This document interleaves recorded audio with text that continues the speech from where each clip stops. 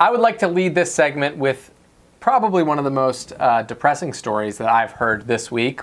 And that is a pretty sad thing when we also had Donald Trump win New Hampshire this week. Yeah. So you know that this is a bad one. Okay, so the saddest story that I could hear. Okay, a penguin apocalypse is currently happening in Antarctica. Tens of thousands of penguins, like the ones behind me, are being cut off from their food supply by a stranded iceberg. The iceberg in question, B09B, because apparently all icebergs have names, has altered the penguin's frigid environment, resulting in mass of deaths. The finding is a worrying sign for other penguin colonies confronted by climate change. So basically what's happening is, got these tens of thousands of penguins. In the middle, there's an iceberg who is not where it should be, and on the other side is their food supply.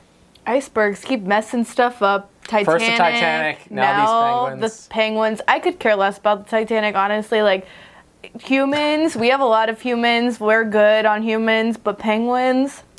They're so cute. No, it's just so sad. Like, animals are so necessary to our ecosystem, and without them, we will cease to exist. And I don't understand what people don't understand about that. So are they doing anything to, like, help these penguins and So I think the thing that is problematic about this is we've already obviously screwed things up to the point where these penguins are no longer able to reach. So in a normal situation, there are a lot more gaps in the sea ice is driven offshore, where the penguins can then go dive into the gaps and feed. The problem we have right now is those gaps are not existing. So for us to mess more with the ecosystem, which we're already currently destroying, it's only going to be a bad time. So when I was in college, I actually wrote a really long paper about human invasion, which is human intervention and natural occurrences on the planet. And this is such an interesting story because it correlates directly to that idea. It's the idea that should we try to correct our own problems that we created unto another source, or do we let it fade out by itself and stop intervening?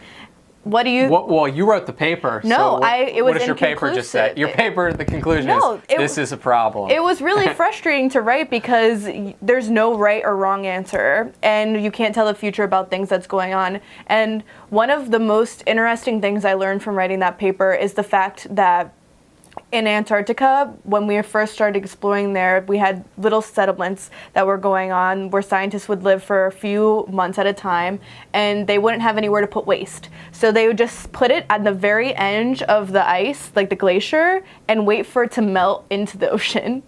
Nice. And that would be how they got rid of waste, but they didn't know that was wrong. Like, back in the day.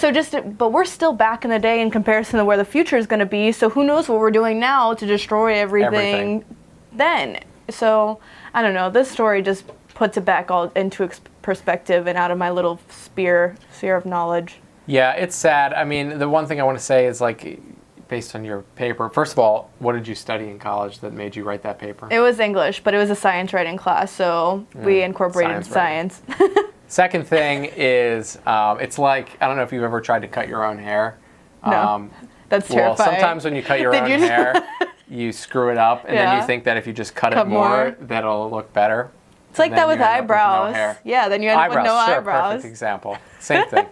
So that's what I'm worried about for this. Let me know what you think in the comments below. Don't forget to subscribe. In the next story for you,